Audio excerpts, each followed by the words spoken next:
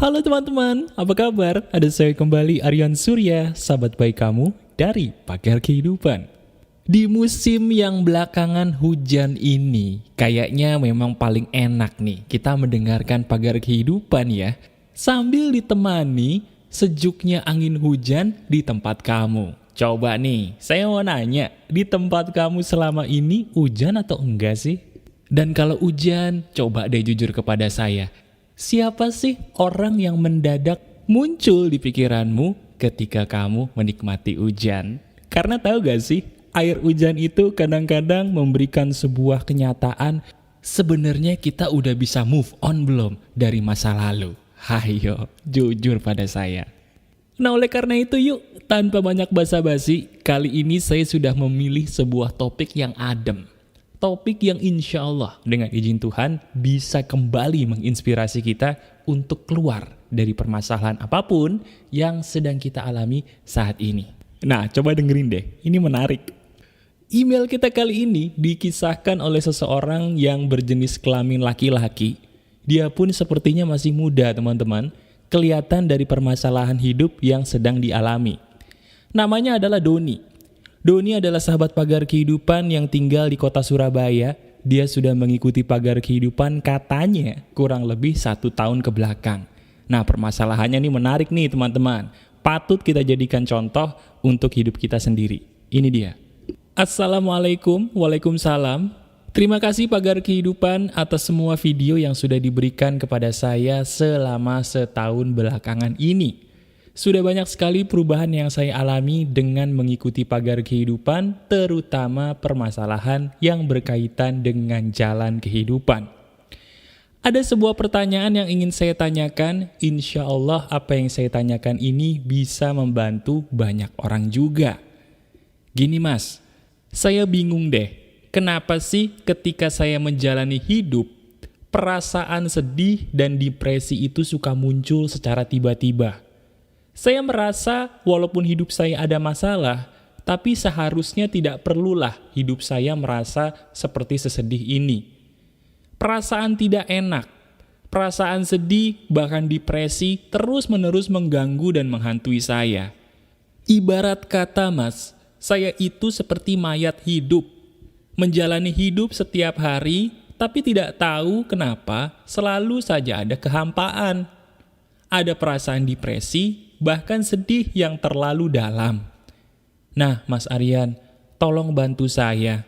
Selama ini saya sudah berobat ke dokter, ke psikolog, bahkan ke psikiater, tapi tidak membuahkan hasil. Ada nggak sih cara sederhana yang bisa menolong saya untuk keluar dari permasalahan ini? Saya yakin apa yang saya alami itu juga dialami oleh banyak orang, terutama generasi muda. Terima kasih atas bantuannya, sukses terus buat Pagar Kehidupan. Wassalamualaikum. Waalaikumsalam. Nah teman-teman, coba deh. Sekarang kita renungkan dan pikirkan baik-baik. Ayo kita pikirin. Jujur kepada saya, apakah masalah yang dialami Doni barusan itu juga merupakan masalah yang sebenarnya kamu alami selama ini? Coba nih, kamu yang lagi mendengarkan saya, yap benar. Dirimu sahabat baik saya yang sedang fokus mendengarkan suara saya kali ini. Jujur deh, tuliskan di bagian komentar. Apakah benar tebakan saya? Dirimu pun pernah pasti mengalami sebuah keadaan, menjalani kehidupan sehari-hari itu rasanya hampa gitu. Kayak gak ada isinya gitu. Ibarat kata mungkin sebuah handphonenya itu baterainya lemah. Baterainya ada gitu, tapi lowbat. Nggak bisa dipakai dengan fungsi yang sebagaimana mestinya. Coba, apakah kamu juga merasakan hal yang sama seperti Doni? Kalau memang iya, saya bilang mohon maaf dulu ya. Mohon maaf, semua orang selain dirimu juga sama gilanya seperti kamu. Loh mas bro, emang itu gila ya? Oh itu gila dong. Ketika orang menjalani hidup setiap hari, tapi rasanya hampa, bahkan dirinya sadar bahwa kok gue rasanya kayak mayat hidup gitu ya. Gak ada semangat, tapi hidup tapi gak ada semangat. Itu berarti dirinya gila. Dan tidak semua orang gila itu di rumah sakit jiwa loh. Enggak, mohon maaf dulu. tidak semua orang yang tidak waras itu masuk rumah sakit jiwa. Sepertinya nih, dirimu adalah orang yang salah satunya menjadi korban termakan peradaban zaman. Sehingga menjadi apa? Benar, sehingga menjadi tidak waras alias gila. Nah, sekarang pertanyaannya kalau gitu gini Mas Bro. Apa yang membuat saya jadi gila Mas Bro? Kok bisa-bisanya saya mendadak gila padahal awalnya saya ini waras? Kok bisa? Penyebabnya tuh apa? Penyebabnya karena dirimu sendiri membuat hidupmu jadi capek setiap hari. Saya ulangi, orang itu kalau setiap hari melakukan perbuatan yang bikin batinnya capek, lama-lama gila loh. Setuju nggak sampai sini? Iya kan? Orang yang gila, orang yang kurang waras, itu penyebabnya sepele. Karena jiwanya capek, batinnya capek. Sekarang saya tanya dulu di sini. Benar nggak bahwa batinmu selama ini lelah? Benar nggak selama ini batin kamu capek? Betul apa enggak tebakan saya? Nah kalau memang betul, berarti pertanyaan berikutnya adalah begini. Kenapa ya? Kok jiwa saya, batin saya bisa lelah? Apa sih kira-kira yang membuat batin saya jadi capek selama ini? Nah, itu dia. Dengarkan baik-baik. Kali ini saya akan memberikan sebuah penjelasan yang simpel dan sederhana, sekaligus obatnya yang insya Allah bisa mengobati kewarasan kamu. Dengerin baik-baik. Orang itu setiap hari, secara tidak sadar teman-teman, selalu mengejar sesuatu. Dengerin baik-baik. Orang setiap hari, secara tidak sadar, dia selalu mengejar sesuatu. Itu tidak sadar, setiap hari. Nah, masalahnya, yang kita kejar itu harus benar. Karena kalau yang kita kejar itu tidak benar, diri kita akan capek sendiri. Saya ulangi. Kalau yang kita kejar setiap hari itu tidak benar, lama-lama kita bisa capek sendiri. Yang capek itu bukan fisiknya, tapi batinmu, sesuatu yang terletak di dalam dada itu yang akan menangis. Sekarang pertanyaannya, saya tanya, apakah kamu selama ini sudah mengejar sesuatu yang benar atau jangan-jangan sesuatu yang keliru? Coba renungkan baik-baik. Tanyakan itu pada dirimu sendiri. Nah sekarang saya akan membantu kamu. Benar, saya sebagai sahabatmu akan membantu kamu untuk menyadarkan diri. Oh iya ya, ternyata yang saya kejar selama ini salah. Gini, dengerin baik-baik, saya akan bertanya kepada kamu. Kita ambil contoh nih. Saya akan membuktikan bahwa apa yang saya katakan ini benar dengan contoh nyata yang mungkin pernah terjadi dalam hidup kamu. Coba ya. Sekarang bayangkan, kita bayangkan hubungan asmara dulu deh sebagai contoh. Kalau dalam sebuah hubungan asmara, kita mengejar sebuah pasangan yang salah, kira-kira hubungan asmara itu bakal penuh drama atau bakal bahagia? Jawab. Anggap aja kau punya hubungan asmara, kamu mengejar sebuah pasangan, tapi pasangannya itu nggak jelas, nggak bener gitu. Kira-kira kamu capek nggak sih? Jawab deh, capek nggak? Capek kan? Nah, kalau hubungan asmara, supaya hubungan asmara itu bisa bagus, bisa bahagia, orang yang kamu kejar itu harus orang yang betul. Kalau orang yang kamu kejar itu tidak benar, yang ada kita capek sendiri. Hubungan asmaranya penuh drama. Sama seperti karir.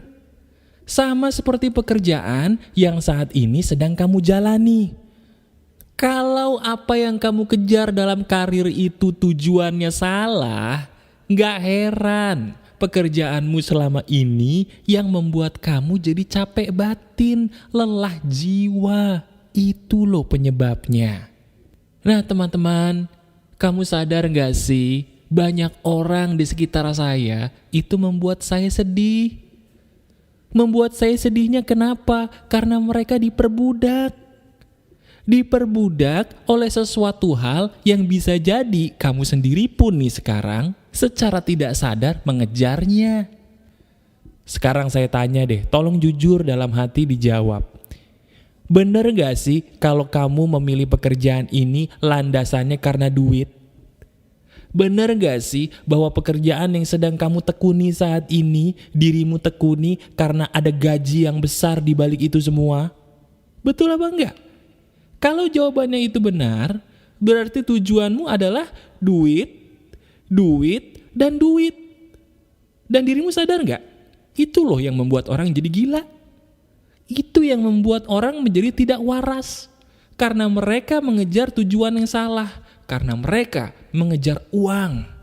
Itu yang membuat orang jadi depresi. Bekerja untuk uang. Ketika orang mengejar uang, mereka bagaikan seorang budak yang disetir ke kiri, ke kanan, ke kiri, dan ke kanan. Tergantung sepemilik uang mau membawa kamu ke arah mana. Oi, sadar deh. Capek-capek sekolah, emang mau jadi budak? Jangan ya, ayo kita benerin dulu pikirannya. Begini loh pola pikir yang benar.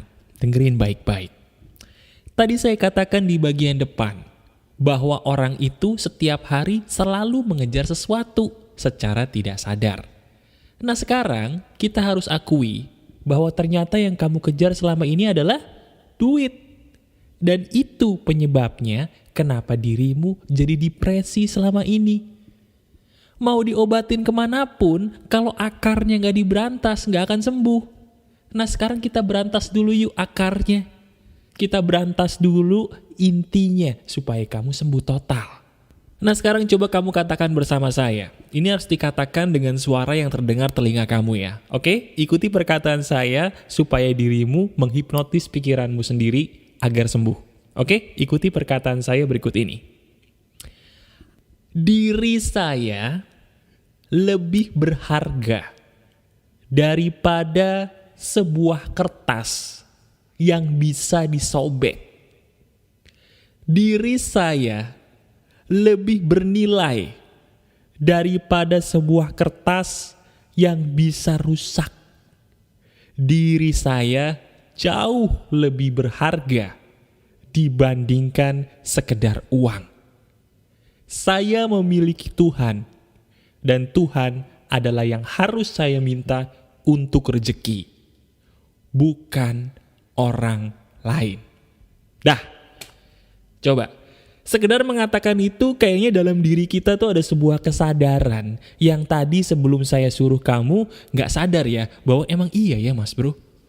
Tadi kita bilang, kenapa sih kok kita bergantung kepada sebuah kertas? Coba deh, sadar gak sih kalau uang itu sebenarnya sebuah kertas doang? Kertas yang gambarnya macem-macem, menarik memang, tapi tetap aja itu sebuah kertas. Masa dirimu mau diperbudak sama sebuah kertas? Iya kan? Nggak masuk akal. Nah sekarang gini, saya ingin memberikan sebuah rahasia yang selama ini insya Allah dan alhamdulillahnya ya, bisa menolong saya untuk keluar dari depresi. Hal itu adalah kita ganti yang kita kejar. Bukan uang, tetapi adalah kesederhanaan. Itu dia. Kalau yang selama ini kamu kejar adalah duit, itu keliru total, salah banget. Yang benar, setiap hari dirimu harus mengejar kesederhanaan. Nah, saya tahu, pasti ada pertanyaan dalam diri kamu bertanya, Mas bro, emang kesederhanaan itu apa sih? Terus emang kita salah ya kalau mau jadi orang kaya? Emang kita nggak boleh jadi orang kaya? Bukannya kalau kita jadi orang kaya, kita sendiri yang enak beserta keturunan kita? Bener nggak? Jawabannya gini teman-teman. Pertama, saya justru ingin semua sahabat pagar kehidupan menjadi orang kaya. Amin. Semua sahabat pagar kehidupan harus menjadi orang kaya. Cuman, ada cumannya. Caranya yang benar. Bukan menjadi budak uang. Itu yang penting. Cara yang benar untuk menjadi kaya adalah kejarlah kesederhanaan. Kesederhanaan itu apa mas bro? Kesederhanaan itu adalah menyembunyikan dan mensyukuri kekayaan. Coba ulangi lagi. Apa? Kesederhanaan adalah menyembunyikan kekayaan dan mensyukuri kekayaan yang kita punya saat ini. Itu kesederhanaan. Coba, sekarang saya tanya, kamu selama ini capek nggak sih ngejar gaji yang tinggi terus? Sekarang saya tanya deh, emang yang mau kamu beli itu apa? Hah? Emang yang mau kamu capai itu apa sih? Kok pengen banget punya gaji yang lebih besar daripada yang kamu dapetin? Mau ngapain? Jadi sederhana itu enak loh. Coba deh, sekedar ngebayangin aja, iya ya, kalau jadi orang sederhana itu enak. Sederhana itu bukan gak kaya, tapi sederhana itu gini loh. Ketika kamu punya duit 50.000 di dompet misalnya, kamu tetap memilih untuk makan makanan yang sederhana, bukan milih makanan di restoran mahal. Jadi duitnya banyak, cuman kamu tetap mensyukuri apapun yang kamu makan dan tetap menyembunyikan supaya tidak ada orang satupun yang tahu seberapa kayanya gue. Teman-teman, saya harus jujur nih sama kalian. Saya sedih. Sebagai sesama YouTuber, saya sedih. Ketika melihat ada salah satu YouTuber, saya tidak mau menyebutkan namanya, yang dia alhamdulillah diizinkan Allah memiliki rezeki yang besar, diberikan izin sama Tuhan mendapatkan rezeki yang besar, tapi sayangnya, dia memamerkan kekayaannya kepada publik. Bagi saya itu keliru total. Kenapa? Ya pertanyaannya buat apa? Orang kaya itu harus, tapi pamer kekayaan jangan. Karena pamer kekayaan itu yang capek nanti kamu sendiri. Uang itu nafsu, tapi nafsu itu dibutuhkan juga. Asal caranya benar memuaskannya. Nafsu itu tidak salah. Yang salah itu memuaskan nafsu dengan cara yang keliru. Setuju gak? Berarti jadi kaya itu gak salah teman-teman. Tapi ayo sahabat pagar kehidupan, kalau jadi orang kaya sembunyikan kekayaanmu. Jangan sampai satu orang pun tahu. Karena apa? Orang kaya yang benar adalah orang kaya yang pintar menyembunyikan kekayaannya, bukan malah memamerkannya. Setuju apa tidak? Nah itu yang namanya kesederhanaan. Jadi sekarang nih, coba deh, apapun yang kamu kerjakan, taruh di otak. Iya juga ya, bener juga nih si Aryan. Kenapa dari dulu saya ngejar uang? Kenapa saya tidak mensyukuri sih uang yang ada di rekening saya saat ini dengan makan apapun yang sederhana? Coba katakan alhamdulillah. Coba katakan puji Tuhan. Saya bersyukur dengan apapun yang Tuhan kasih di rekening saya saat ini. Nikmati. Itu namanya sederhana. Nah, sekarang, di bagian penghujung ini, saya punya sebuah praktek yang harus kamu lakukan di hari esok. Apa tuh mas bro? Prakteknya adalah berpura-puralah jadi orang miskin. Nah, ini mantep nih. Berpura-pura jadi orang miskin artinya, kalau yang selama ini kamu repot pakai parfum mahal, coba deh mulai hari esok, yang penting wangi, gak bau. Mau pakai parfum yang sederhana, coba dites. Enak loh, ya. Kalau yang selama ini mungkin harus naik mobil yang mewah banget gitu ya. Coba besok naiklah taksi online paling enggak, atau mungkin taksi gitu ya. Atau mungkin naik ojek online, dinikmati semuanya. Nikmati semuanya. Nikmati sebuah kenikmatan menjadi orang yang sederhana. Enak loh. Dan kamu tahu gak? Dengerin baik-baik. Ketika dirimu berfokus pada kesederhanaan, kamu akan tenang. Dan rahasianya, ketika orang tenang di dalam mencari rezeki, rezekinya justru akan mengalir dengan baik. Saya ulangi, ketika dirimu tenang di dalam mencari rezeki, rezekimu malah akan mengalir lebih deras dibandingkan sebelumnya. Kalau nggak percaya, silahkan dicoba. Nah sekarang, setelah kamu merasakan kenikmatan dari sebuah kesederhanaan yang kamu rasakan ketika berpura-pura miskin tadi, sekarang tanyakan baik-baik di diri kamu. Perlu gak kira-kira kamu menjadi seorang budak? Perlu gak kira-kira dirimu diperbudak oleh sesuatu hal yang bernama gaji yang besar lah, komisi yang besar lah, apapun yang menjadi landasan tujuan kamu bekerja selama ini, yang keliru tadi, kira-kira masih perlu gak sih kamu lakuin? Oke, saya tahu kamu butuh uang, saya paham. Tapi tahu gak sih bahwa kesederhanaan itu mengundang ketenangan loh. Dan ketenangan itu, percaya deh, yang akan membuat rezekimu nanti lebih baik lagi. Jadi sekarang fokusmu adalah ciptakan ketenangan dalam hidup kamu.